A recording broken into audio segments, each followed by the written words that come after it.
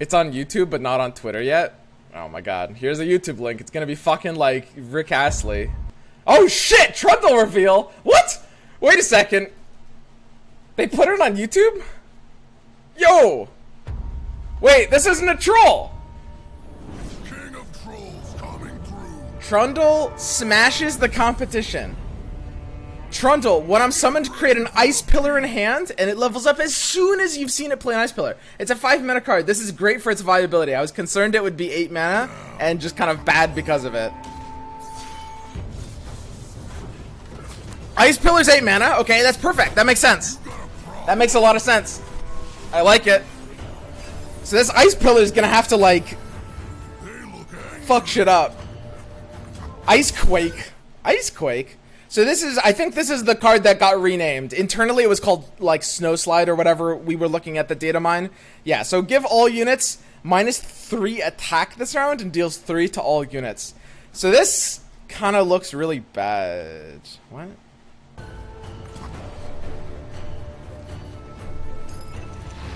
So it's like a ruination that doesn't kill anything. Got it. Always cold in the Freljord.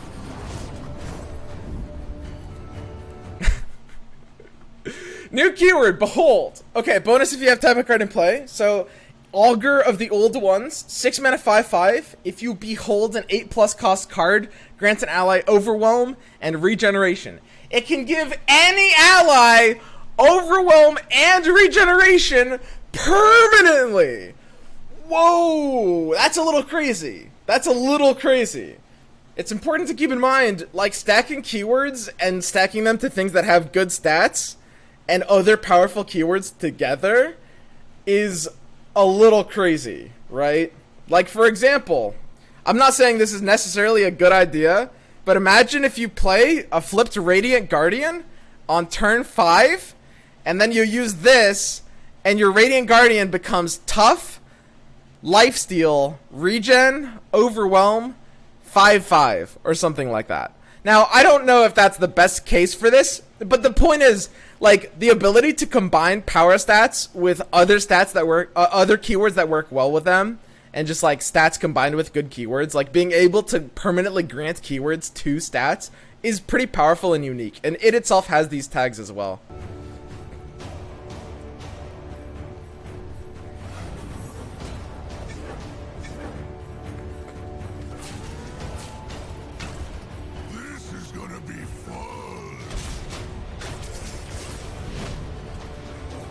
Here's the ice pillar.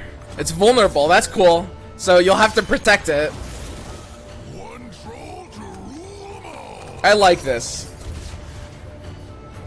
Grant me 1 attack for each 8+ cost card you behold. And it's got Overwhelm. That's interesting. That one's gonna be really hard to get good payoff for, though. Bow to your king. It's really only gonna get a couple points of attack. Okay, so that's all. Basically, let's go ahead and sort of like do a little bit of a recap here. You know, kind of like think about different stat lines and different, you know, points things come down. So Trundle is a 5/4/6 that creates the ice pillar, and he's got regen. So it's a 5/4/6 with regen. So it's kind of like a Garen. It does probably have better stats. I will say the biggest difference between Garen and Trundle is, like, yeah, Garen threatens the flip, and the flip is really important. In terms of, like, the position stat line, in terms of a 5 mana 4/6 regen, that's actually scary. That's actually scary. A 5 mana 4/6 regen is kind of insane. Because, like, that's kind of the only way Garen dies. And its flip is a lot less threatening than Garen's, which is a problem. But in and of itself, this is scary. Check Twitter for the cards. Yeah. Let me go to Twitter. It should be a little bit easier. Okay. So, let's go ahead and break down, like, the 2 cards we haven't seen yet. So, Trundle's Earthquake is pretty trolly. Broadbacked Protector is a 4 mana 2/7. Round start, heal your Nexus 3. Deal damage to me equal to the amount healed. Whoa. Man. A 4 mana 2/7. This is a pretty interesting stat line. It's not going to be able to block Fearsomes, which can matter a lot in a lot of metas. and it's 4 mana, so it's a little bit slow, it will kill itself over 2 turns. So at round start, like the next turn, it'll be like a 2/4. Well, overall, this one's kind of interesting. I would say that Broadbacked Protector is going to be good in metas where there's a lot of like, oh, it's Targon. Yeah, it's Targon instead of Freljord. That's a good point as well. So the idea of healing is something that you're going to want in metas where there's a lot of like elusives and burn and stuff that you can't just block. I would say something that's important to note is that against like aggro, healing isn't really that useful. You'd actually really rather be like blocking them early. Against like a lot of proper aggro decks we've seen in the past, sometimes like this card can be a little too slow or a little too ineffective. Most versions of aggro we've seen in Runeterra have transitioned into burn like halfway through the game though. So this is going to be a pretty good card against like most of those archetypes. It's like a Soraka tease. Yeah, they're probably teasing that it's going to be like Soraka next, right? Because she's the healer in Targon. Okay, next we've got Resplendent Stellacorn, which is play, heal an ally, and your Nexus 3. So yeah, that's a 5 mana 4/5, which just heals an ally and the Nexus 3. Healing... So I'm glad that they're adding healing to more regions in the game, because what it means is that if burn is ever really good, there's going to be at least like 3 different... You won't... Like, the problem when burn was really nuts last time was the answer to burn was... I'm exaggerating when I say this. At a top level, it was very different, but the answer to burn was kind of... just run Shadow Isles, which isn't really good because that really limits viability and people might not want to just do that, right? So if they're adding more healing to other regions, that's a good thing. What I will say is, like, I don't expect these cards to be nuts. Both of them look a little underwhelming, but I would at least consider them in the cases where there is going to be, yeah, some kind of, like, burn or, like, nonsense thing that you need to heal up against. And then we've got Revitalizing Roar, 7 mana slow. Pick a unit in your hand to reveal. Heal your Nexus by its power. Enlightened, reduce its cost to 0. What? So if you're enlightened, you use this on like a Tryndamere. You reveal the Tryndamere, it heals you by 8. And then you're playing the Tryndamere for basically 1 less mana. And very importantly, you're playing it for spell mana as well. Free War Mothers? I mean, it only works on units, right? It's 0 mana when enlightened. Yeah, exactly. But, I mean, you have to be enlightened for that to happen. Or They Who Endure. I mean, you can use it on They Who Endure, but you're gonna need to be enlightened. This one's really, really interesting. Naviu's pointing out it's good Malagos synergy. I agree with that. Man, it's hard to imagine a use for this card. Because being enlightened is like a little bit hard to get. And usually when you're enlightened, the last thing you want is like a 0 mana discount. This is a really unique card. It feels like it will likely find some kind of home. Being able to heal your Nexus for that much is kind of a big deal. Right? But you actually have to be at 10 mana crystals to be able to reduce its cost to 0. So that one's probably the hardest one to evaluate in the entire set, right? You're just revealing it, not putting it into play. Yeah, but I mean, unless you're using this as like a really, really awkward heal, this is a play that you have to do past like turn 10, right? Because the whole point of this is you want to be doing it on turn 10 so that you can get like the discount out as a flexible heal as well. Against burn, you can just use this as like a 7 mana heal 8, right, or whatever. Okay. Ice Pillar. Ice Pillar, play, refill 8 mana. Play in round start, give the strongest enemy vulnerable this round. Okay, that's kind of interesting. I think I like where they're going with this. So basically, Ice Pillar is just a freebie you get on turn 8. You don't need... It doesn't cost mana, but you need to have 8 mana to play it. Because you play it for 8 and then it gives you the 8 back. Right? It itself is vulnerable, so they can kill it. But it's got 8 health, so it'll take them like 2 turns to kill it. And the play and round start, it just gives them vulnerable. Overall, it's not really doing that much. It's not like the vulnerability on both sides isn't really like an insane impact to the board. Mostly this is just a token trigger for Trundle to be able to level up when you have 8 mana, for the most part.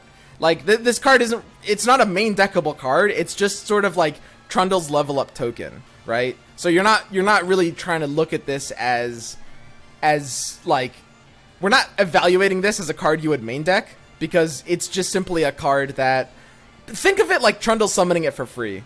Because it doesn't cost any mana, and it doesn't cost a card, because Trundle puts it in your hand. So it's kind of like Trundle just summons this on turn 8 when he levels up, right? It's a little bit different, because it costs an action, but it's basically the same thing, right? So we're not trying to evaluate this like a normal card, it's just purely part of Trundle. Now, this is weird to break down. Some of these cards are so weird. Let's start with... Let's go with Trundle at the end, just because it's best to do the champion at the end. They tend to be like the highest synergy, okay? We're gonna go card by card here. Starting with the 2 Targon cards, because they're kind of the easiest. These ones are really weird to evaluate. So, I think Broadbacked Protector is gonna be decent. I think is probably... Man, it actually might be worse against Burn. I mean... Man, evaluating these is kind of hard, because I assume Soraka will have some kind of healing payoff, presumably. Broadbacked Protector will likely be good in a Soraka deck. I assume that Soraka... God, can I skip these for today? Because they're literally going to work off the Soraka synergy. Like, we can look at Broadbacked Protector, and, like, the reason it works the way it does is because Soraka's level up is going to be heal X amount... And Broadbacked Protector is a card that heals, but also generates a damaged thing that allows to be healed. So you're supposed to have Protector transfer its life into the Nexus, so that you can transfer something else into the Protector, healing it back up. And that's a way to, like, accelerate Soraka's level. So we really just... I can't even do anything with these now. And they're also, like, super meta-dependent anyway. Neither card is, like, insanely overwhelming. They're just kind of like if you need healing, you might run this card. They're both worse than Tavern Keeper, the Freljord heal card. Okay, so Trundle's Ice Quake. So this is a card that is Trundle's champion card. It doesn't have a gem, but this is a main deckable card. Keep that in mind. The champion version of the card doesn't have a gem, but it will be a card you can put in your deck. It will also have a gem version, just called Ice Quake. And it looks really bad. It's sort of like an avalanche that costs 8 mana. So we were theory crafting. We knew there would be like a mega avalanche. We were guessing it would deal 4 or 5 damage. It deals 3, and giving the minus attack really feels like it's not doing very much, right? It triggers the Behold, which can be kind of nice, but I think it's really unlikely that you would really want that Behold's value, right? Like, to put it in a different way, there's easier ways to get that Behold value. For example, a card you're going to want to run with this deck is Battle Fury. Battle Fury is going to be a card that is a Behold trigger. That's Tryndamere's Battle Fury. It's a Behold trigger, right? So, you know, it's a spell, so you can play it earlier than the Behold's turn. You can play it earlier than turn 8 if you want to. And it even combines with Trundle as a finisher, because Trundle gets overwhelmed for free. So sometimes Trundle plus Battle Fury will just be a finisher, and you might be running Augur of the Old Ones instead. So that would be like, kind of like a good, if you wanted a spell that's going to help your, that's going to help you get the value out of these Beholds, Battle Fury will more likely be your go-to. You can cast Pillar for 6 mana and flip Trundle with Matron. Trundler turn 5, Matron turn 6. Flipped Trundle plus full mana. Wait, what? I don't understand any part of that. Isn't Matron summon and not play? How do you play Matron on turn 6? I don't understand a single part of that pasta.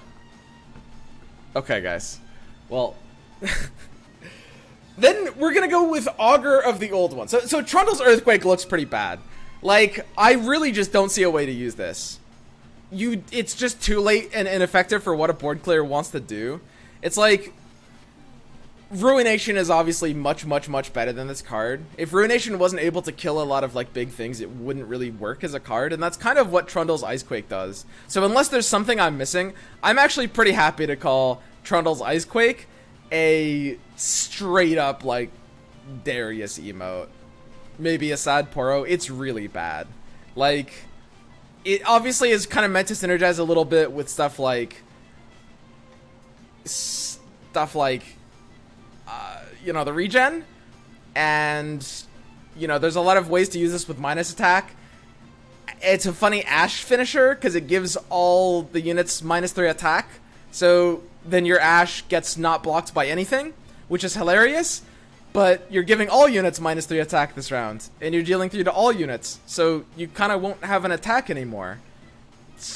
You can combo with Reckoning if you have 14 mana in one turn. This is like, it looks really bad, guys. It looks really, really, really bad.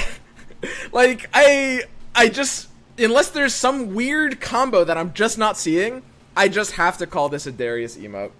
I just have to call this a Darius emote. Now, what I will say is, like, you know, it's a champ spell. When I'm ranking cards, I'm talking about the viability of putting it in the deck. You're not going to put this in your deck, but sometimes it's not as if, like, you won't ever be happy to see a Trundle's Icequake in your hand, because you'll double draw Trundle and there will be this rare board state where it's like, you know, it's cute.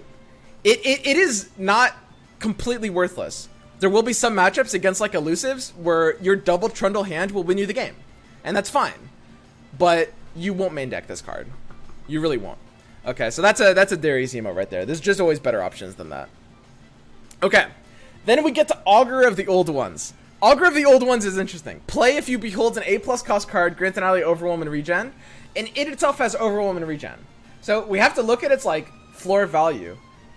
Even without the play effect, it's still a 6/5/5 with Overwhelm and Regen. That's really not bad. Like, that's really, really not bad. And it also gives something else, Overwhelm and Regen, which is, yeah, kind of crazy. I will say, something that's, like, really, really important with Augur is it's going to be very common that you want to combine, like, you want to combine it with your turn 5 play, right? So, because Augur, you know, you always want to play it on turn 6. These keywords are really important early. So in Runeterra, stats as a concept are really important early. Because in later game, like, as people have more and more mana and more ability to end the game without using stats, stats get worse. After, like, turn 6 or 7, stats become kind of useless. Unless they're attached to a keyword which can make stats useful. Now, Overwhelm is a keyword that can make stats useful. Regen, not so much. Regen just kind of helps keep stats alive in the late game, right? But the thing about this card is that because these are two keywords that want to be on units that have big stats, the idea is to combine it with a 5 mana card, right? Simply. You want to play a 5 mana card, and you want to play Augur of the Old Ones into that on turn 6. Straight up. So, a couple of awkward things about that. You'll notice Trundle is a really bad target for this. This is in direct conflict with Trundle, and you have to look at it like that. You know, like, what's a good comparison, right? Like, when there's a champ that's coming out and it's good, and it's important to realize that it's fighting for the drop slot, right? It's like Terex on 4, but it's competing with, like, Braum on 4, and that's, like, a detriment. The thing to understand about Augur is that Augur sort of competes with Trundle in a very weird way.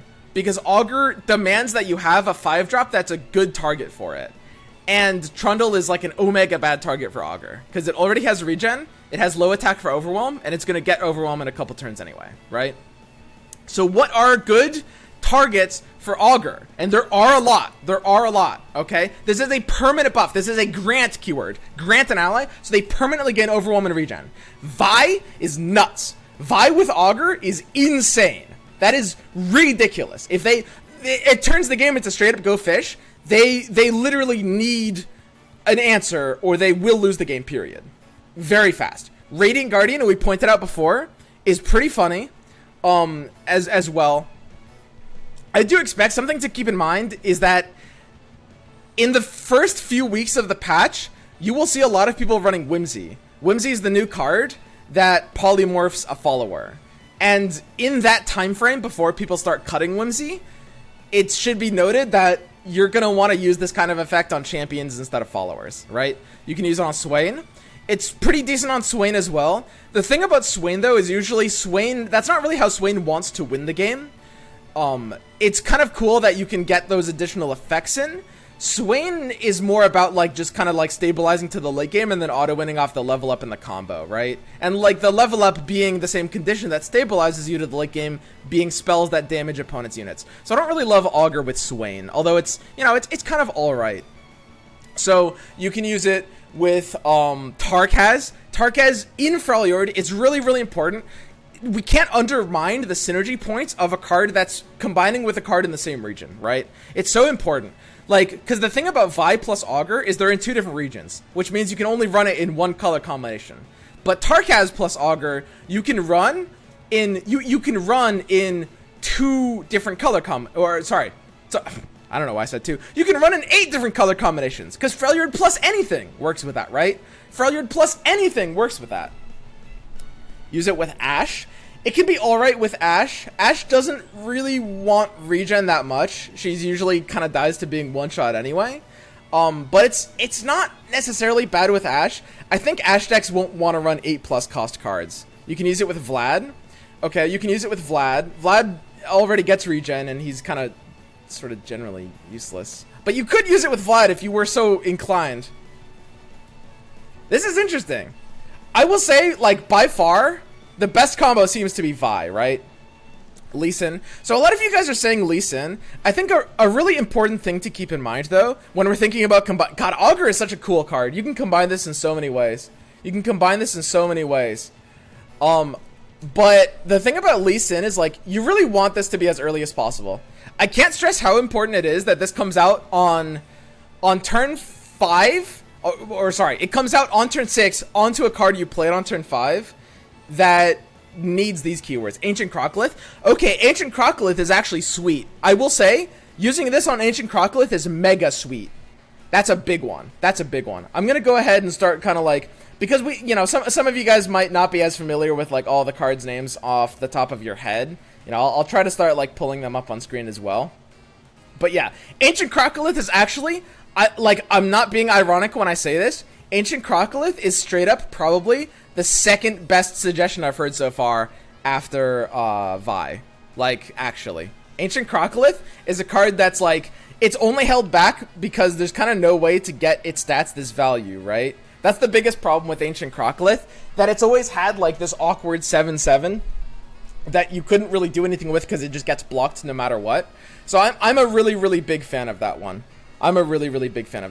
Hunting Fleet is kind of the same way. Although I think it's just kind of like a weaker card, especially since they made it a 6/6 and not a 7/7. Okay, so They Who Endure, Fiora 2, Nautilus. Put it on Kato. It's not terrible on Kato. Kato, I don't love it. Is there anything else in Freljord? What else in Freljord would it be really good in? What's coming out on, like, turn 5 that kind of wants Overwhelm and regen? You could give it to Scar Maiden Reaver. That's a 5-drop. That's in Freljord. It's kind of okay on Avro's Hearthguard. Honestly, that's kind of not even bad. It's like, Hearthguard's just like a solid card on its own. You're not really going it out of your way. It's a 5/5. That's kind of like, it's decent. It's a good safety net. Maybe not like a reason to run the card, but it's something that can make sense in the same deck as, like, a safety net. Budget Garen. Yeah. I will say Overwhelm is a pretty important keyword. You can give it to She Who Wanders to give her Overwhelm. It's just a little too late at that point. So this is actually really, really interesting. I like this card. I like cards that make you think about so many different ways to use them. This plus Vi looks insane. I love this with Vi. So let's break down the key points of what we need this card to be, right? What we need this card to be. We need this card to be something that, hang on. We need this card to be something that basically needs a win condition and has a lot of stats, and that's Vi, right? Like, Vi and Ancient Croc are the 2 cards that in the early game generate a big win condition, or sorry, I said that backwards. Generate a lot of stats and just need a big win condition, right? Tarkaz works pretty well for it as well. Like, those are the 3 best targets for it so far. Basically, a card that just has stats and needs to turn those stats into a win condition. You can use it on a lot of other cards, like Vladimir, Swain, and Lee Sin. You know, you guys are pointing out a lot of those kinds of cards. The problem is that those cards kind of already have their own win condition, right? And so, like, running this card alongside that would just, if anything, dampen those cards as a win condition. And also, anyone who said Lee Sin is completely trolling. That one doesn't even make sense. I mean, okay, it's funny. It is really funny. Because, yeah, Lee Sin does need Overwhelm, but just combine it with Noxus for that. So, yeah, those are the different ways to get the Augur value going out. And then the question becomes, like, how good is this with those? I also want to point out, I don't think this is good with Trundle, right? This isn't really that good with Trundle. Slotbot 2, by the way, I will say, Slotbot's not bad for this. Like, actually, unironically, Slotbot is another card that is not that bad, just gets a lot of stats, and this card can turn those stats into a win condition. I'm not sure if I love, like, the timing, but I could actually see that working too. So that's a 4th option. Sure, that's a lot better than some of the other ones. So yeah, I like Vi, I like Ancient Croc, I like Slotbot, and I like Tarkaz the Tribeless. And I like Radiant Guardian, which I mentioned before. Those are like 5 that I can think of, right? I will say, it's kind of baity, because Augur looks like a troll card that's kind of meant to fit into this, like, synergy point, and it's very, very, very backwards. Trundle and Augur have very, very distinct anti-synergy, which isn't to say that you can't run them in the same deck, but they conflict with each other, because Trundle wants to be played on turn 5, and it can't really work with Augur, and Trundle wants to be played, like, Augur wants to be played on something that, like you need to hit on 5 for value. So, like, these cards really don't work together at all. Moose could be scary. Moose could be scary, man. Holy shit. Great Horn Companion. So that's the Demacia 5/5 with Scout, giving it regen and overwhelm. I will say, Scout and regen don't really work that well together, because, like, if you attack twice, they will be able to kill it. They will be able to deal that 5 damage if you're attacking twice. But, I mean, they will have to kill it. They will have to take blocks that they might not want to, and they're going to take damage to the overwhelm. So, that's still not bad with Moose. It's still not bad with Moose. Aurak Glinthorn. So yeah, there's a lot of ways to run this. I do think thinking about trying to use it in the same deck as Trundle is baity. But goddamn, this card looks scary. Goddamn, this card looks scary. Holy shit. Like, giving Vi Overwhelm and Regen is such a fucking, like... Okay, so... In evaluation, we calculate something called EV, which is sort of like the over-under, right? It's like the downside versus the upside, right? So let's think about, like, the best case scenario versus the worst case scenario. So if you play this with Vi, the best case scenario is you literally win the game. And that's going to be fairly fucking often. That's not going to be that uncommon that this plus Vi just wins you the game. Like, it's kind of insane. Pretty common that this just wins you the game on Vi. So let's think about the worst case scenario. You use this on Vi, and then they, like, vengeance her or something. Okay? So you forced out their vengeance, and you played a 6-mana 5/5 with Overwhelm and Regen? That's a pretty fucking good worst case scenario. And there's a big asterisk there, which is that it does have a bit of a deck building cost, which means, I mean, you do need to have some 8+ cost cards in your deck. For sure. But, like, that like, it's gonna be such common value. The worst case scenario is that the card bricks because you don't have a Bullhold trigger. Yeah, sure. I'm basically, like, assuming that you have enough Bullhold triggers to make it decent odds. But yes, like, the worst part is, like, having the odds. Augur's good with Bastion as well. Yeah, I don't know if it's, like, I don't think you're gonna want to go out of your way for it, but Targon will probably show us some cards that are good Augur targets as well. Because Targon is very mid-range centric. Dude, this card is scary. I will say. This card is actually scary. So I think a really key thing for this card and breaking down where it's going to be useful. Man, Augur is turning out to be the most interesting card in this entire pack. This is crazy. Augur is turning out... It's so interesting to think about how to build it, right? Because there's so many different ways to build Augur. It works with so many cards. It works with so many different regions. And now we have to think about what 8+ mana cards you would want this in, right? Because that's another dimension to this as well, right? Like, if we're running it in Vi, what 8+ cost cards are we running to enable it? Are we running, like, Progress Day? Deep Deck? Deep Freljord? I mean, Deep Freljord, I guess, could make a bit more sense now. I don't know. It's a little crazy. It's a little crazy. Here, let's, I figured out what was going on. So let's look at like the 8+ mana cost cards, and you guys are like brainstorming up at Storm. Like, I'm seeing so many suggestions in the chat. So I think a lot of them want to be spells for sure. Judgment. Wow.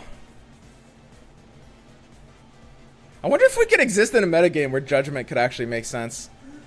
I think it's closer than it seems. Riptide Rex, there's a chance this card will get nerfed. Leviathan. I will say that is one nice thing about using Augur with Swain, which is that Leviathan is your built-in 8 mana card. That's very, very true. I didn't think about that. So that's a big plus. Maybe this actually will just be fine with Swain in a lot of situations. Because like, even though it's not nuts on Swain, it still is something that you're kind of getting for more free, because you don't have to go out of your way to run like any sort of like 8+ cost card. It can be like, I mean, it can sort of be giving Demacia the win condition they've needed, right? Because like, Demacia's never really had access to a way to actually win against chumped out boards. Is it possible that like this card just makes sense in Demacia midrange as well? Thermo Beam? I don't think it shouldn't work with Thermo Beam. I'm pretty sure it doesn't work with Thermo Beam. Overwhelm Swain is nuts when he's flipped. That can be true sometimes, yeah. Usually you're winning off the back of like Leviathans, but I really do like this with Swain. I really, really do like this with Swain. We've got Tiana Crown Guard. Tiana Crown Guard can be kind of crazy. Holy shit, there's so many combos. There's so many combos. Like, suddenly a lot of the more expensive cards just make a bit more sense. Harrowing? Wow. Ooh, that could be a little nasty. That could be a little nasty, because this is kind of like, this is sort of looking like a bit of a perfect Harrowing deck, right? If we're running a deck that runs a lot of like, kind of like mid-range beef things, it can be kind of like the way you just end the game when like things clear, or when things trade down, or when the opponent has a way to stabilize. And Croc is already good with this too. So you're running like Harrowing, you're running Croc. Hang on. Because it's a Freljord Shadow Isles. It's like a Harrowing deck with Augur used on like Croc, used on I mean, I don't think we could run Tarkaz in that deck, but it's not impossible. Harrowing is going to be one of the triggers for it. Thresh and Sejuani. Yeah, you can run stuff like Thresh.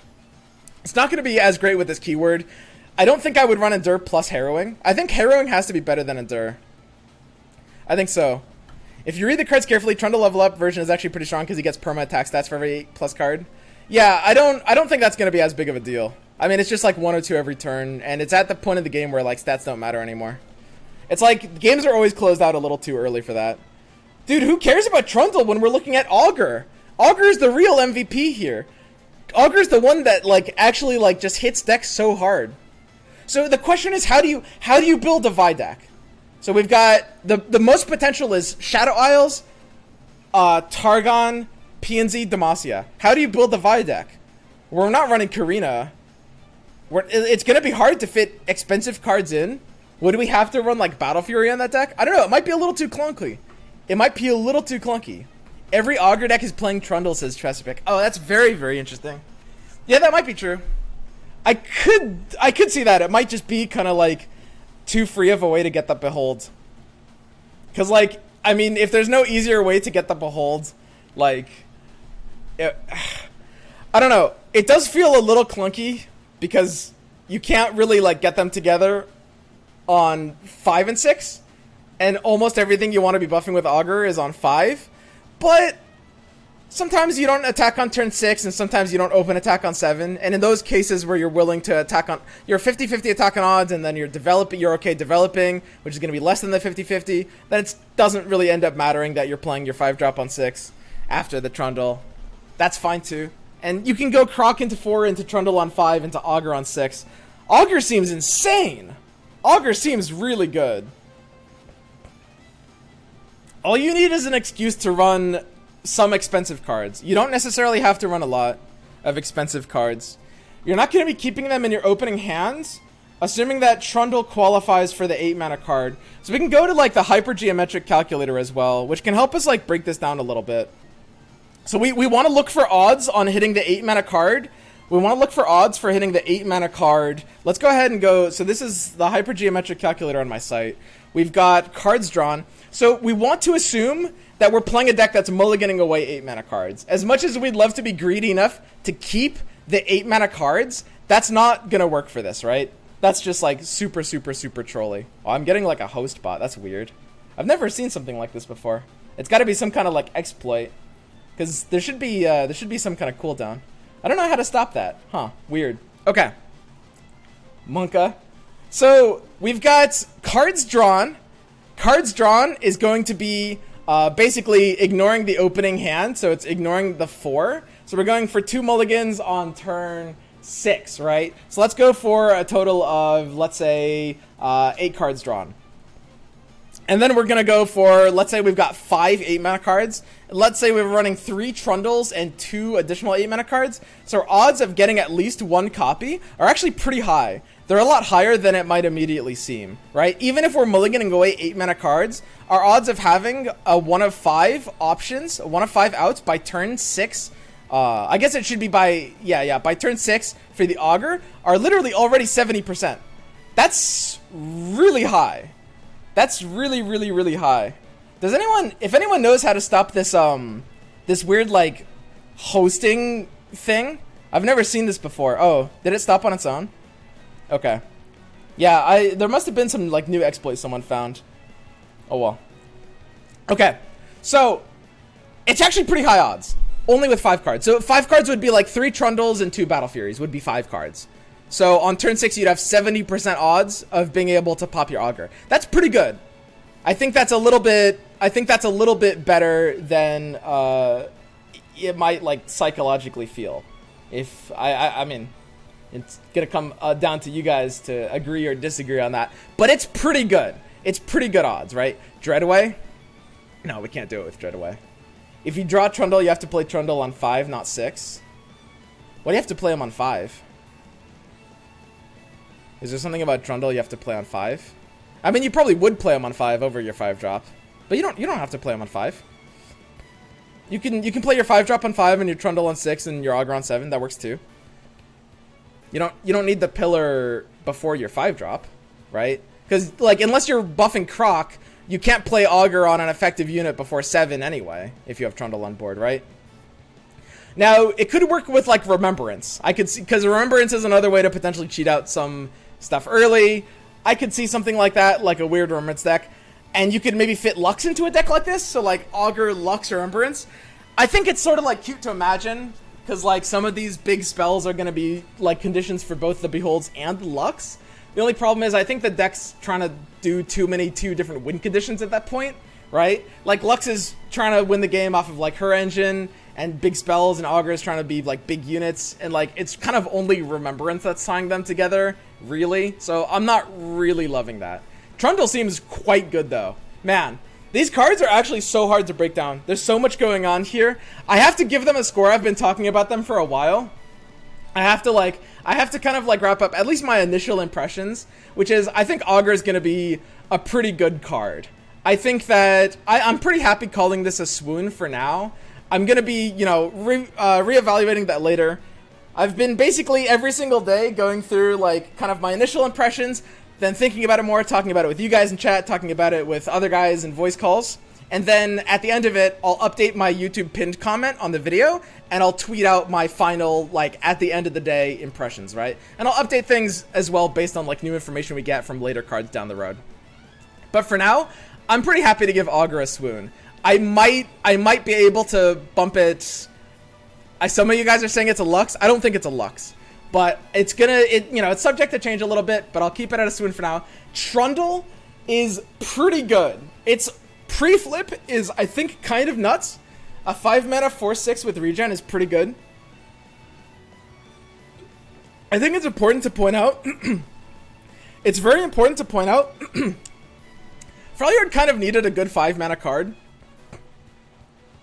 Like, they have a few good 5-mana cards, and in the Ash Sejuani deck in particular, something like Hearthguard works pretty well. It is able to, like, piggyback off of Assessor in some, like, valuable ways. It's really good in the mirror. Something like Trundle is pretty insane, though. Like, in the average meta state, this is going to be a lot better than something like Hearthguard. And it does take the champ slot, so that is something to consider, but it's still going to be a card that exists, like, very much on the competitive for that level. I'm very happy calling this a swoon as well. This is, like, a pretty good card. I think that I might end up downgrading it to a Vlad. I might be, like, kind of, like, a little, I don't know, overrating the stat line. It's kind of just, like, beef, and it gives, like, free value with Ice Pillar, and its level up is solid. Its level up, I think, is, like, it... Change the screen? Yeah, okay. Oh god, I have actually been I was on the wrong screen. Holy shit. My bad, guys.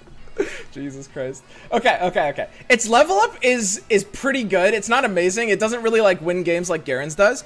But the thing to understand, though, is, like, as powerful as Garen's level up is, the problem is that not having Overwhelm, kind of, like, even though you get to attack, like, every turn, sometimes that's not even as good as Overwhelm, which is, like, kind of really sad. Like, sometimes Garen just gets chumped eternally and it doesn't really matter, right? So Trundle's pretty solid.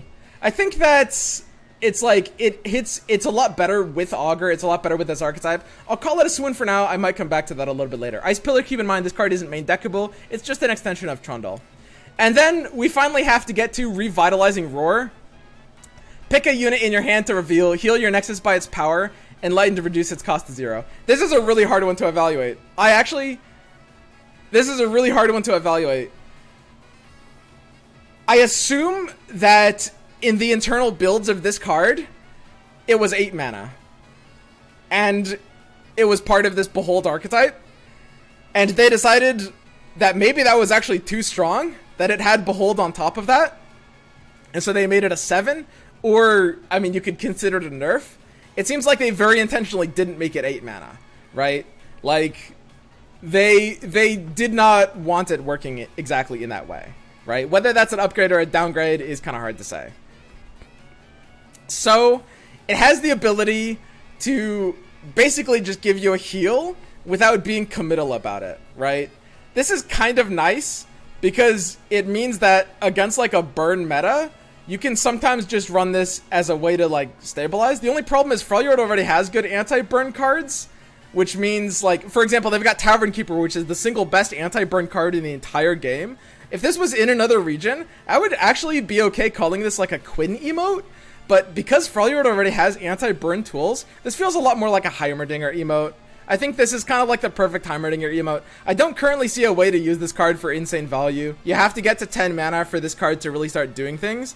And at that point, all it does is give you kind of sort of like the free heal for card advantage, which I'm not sure if you want. Now, this is a hard one to evaluate, so I could absolutely see some arguments for me underrating this card a lot, right? So I'll call it a Heimerdinger for now, but again, keep in mind, Heimerdinger kind of just means that I don't believe in the card in its current form. But if it's going to be decent, it could defy expectations in a really major way, right? Whereas, like, it's very different from the This Is Fine Yasuo emote ranking, because that would imply more so that, like, the card is just kind of bleh and lukewarm, right? And even if it's decent, it's going to barely be decent. Heimerdinger cards are, like, just hard to evaluate. Like, I think it'll be bad, but if it's good, it could actually just make a lot of sense, you know? Like, being able to heal in late game positions in certain metas could make a lot of sense. So, we're going to go ahead and call Roar a Heimerdinger card, and Broadback's Protector and Stellacorn, I'll also, I mean, you can call them Heimerdingers, really I'm just kind of waiting to see what Soraka is going to be doing. An important note is that it is almost guaranteed that Soraka, who will be revealed, she might be revealed tomorrow, by the way. She might be revealed tomorrow, because I think this is the first time that they have double shown support cards. They've teased like one support card, instead of like multiple in most of these sets. There's a chance, if we're being optimistic, that the fact that they're revealing more for package here means that she'll be revealed tomorrow. But I mean, that's probably a little too optimistic. It's probably 2 days from now. But Soraka's level up is almost certainly going to be your units have regained, or your allies have regained a certain amount of health, right? So basically, She will level up once you've healed a total of 10 points to things, which will be off of things like Protector, things like Stellacorn, but it'll presumably also apply to regen, right? Which means that Soraka and Trundle might work pretty well together. That's pure speculation. We have no idea what her payoff is going to be, but we do know that her level up is almost certainly going to be based on the amount of healing you've done, right? Her payoff might be related as well. So I could see this all kind of working together with her. All right, so that's kind of like my initial impressions for this set. I'm actually really excited about this one. Yesterday's was kind of a dud, for sure. Yesterday's was kind of a dud. This one, on the other hand, is kind of crazy. There's a lot to do with Augur. This Augur card could be kind of insane, and some of these underwhelming cards could actually be a little more low-key than we think.